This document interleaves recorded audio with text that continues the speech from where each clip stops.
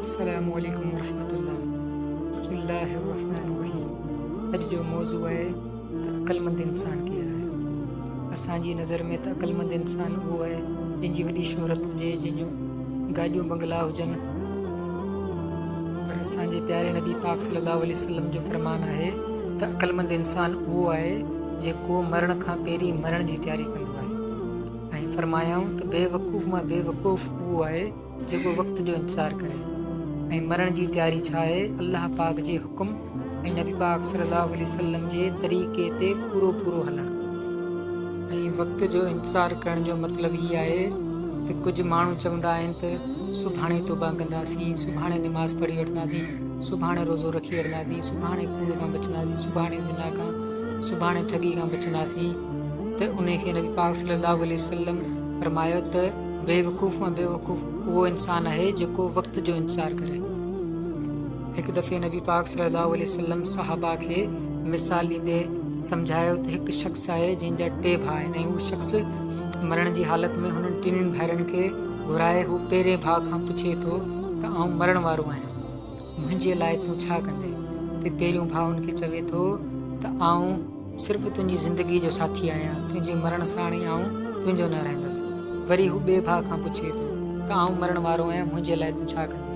त ॿियो भाउ हुनखे चवे थो त आउं पहिरियां तुंहिंजो इलाजु कराईंदुसि ऐं पोइ उन खां पोइ बि जे अगरि तूं फोत थी थो वञी त पोइ आउं तोखे कफ़न दफ़न ॾेई वञी क़बर में लाहींदसि, तोखे दफ़नाए पोइ तुंहिंजे लाइ दुआऊं वग़ैरह घुरंदसि। ऐं पोइ हू वरी 2 भाउ खां पुछे थो त आउं मरण वारो आहियां, मुंहिंजे लाइ तूं छा कंदे?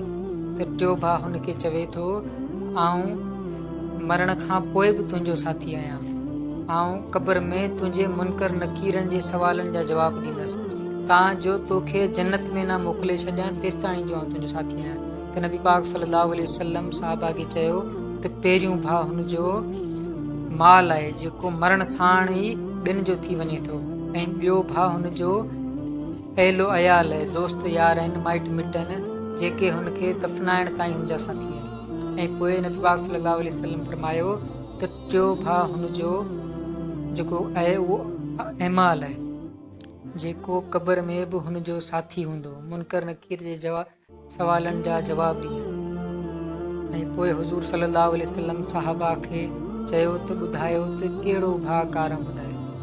त साहबा फरमायो त यकीनन टियों भाउ कारमद आहे। हज़रत कुमैल रज़ी अल्लाह ताला अनहु चवे थो त आउं हिकु ॾींहुं हज़रत अली रज़ी अल्लाह ताला अनहु सां गॾु वञी रहियो हुउसि, असांजो गुज़र हिकु क़बर वटां थियो ऐं पाण फरमायूं ए क़बर वारो, ए वहशत वारो, ए अकेलाई वारो, कहिड़ी ख़बर आहे, कहिड़ो हाल आहे? वरी फरमायूं असांखे त इहा ख़बर आहे त तव्हां खां पोइ तव्हांजो माल विराइजी वियो, तव्हांजी औलाद यतीम थी वई, तव्हांजिन ज़ालुनि ॿिया मुड़ुस करे छॾिया।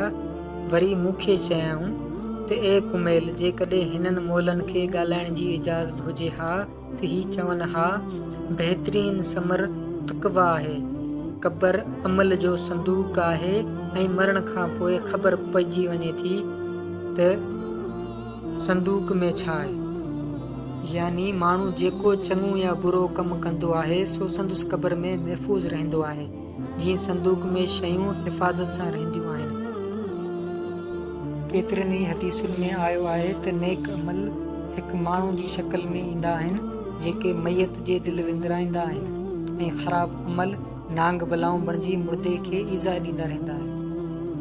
असां में काफ़ी माण्हू दीन खे बरक़ सम्झी ऐं पोइ बि चवंदा आहिनि त यार सेट थी वठूं पोइ कम इहो कंदासीं।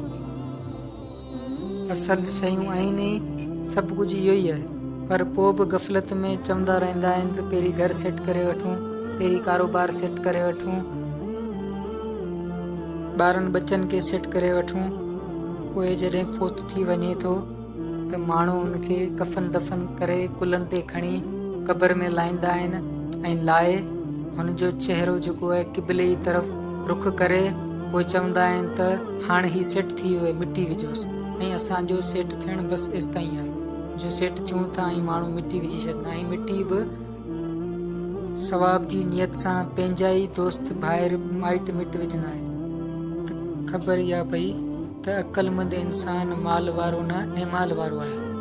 क़बर में माल न हलंदो, ऐमाल हलंदो। आया माल कमाइण कोन, ऐमाल कमाइण आहे। छो त रिस्क जो ज़िमो त अलाह पाक खंयो आहे। ऐं बेवकूफ़ मां बेवकूफ़ उहो शख़्स आहे जेको वक़्त जो इंतज़ारु करे। त वक़्त जो इंतज़ारु कंदे कंदे जॾहिं मलकल मौत अची पहुचे थो, पोइ असांखे ख़बर पवे थी त हीउ असांजो इम्तिहान खानो हो। हिते असीं मरण लाइ जीअण आया हुआसीं ऐं असीं त जीअण लाइ पिया मरूं। बसि अलाह पाक मूंखे अव्हांखे बल्कि जमी मुसलमाननि खे अमल करण जी तौफ़ीक़ अता फ़रमाए। अस्सलामु अलैकुम वरहमतुल्लाह।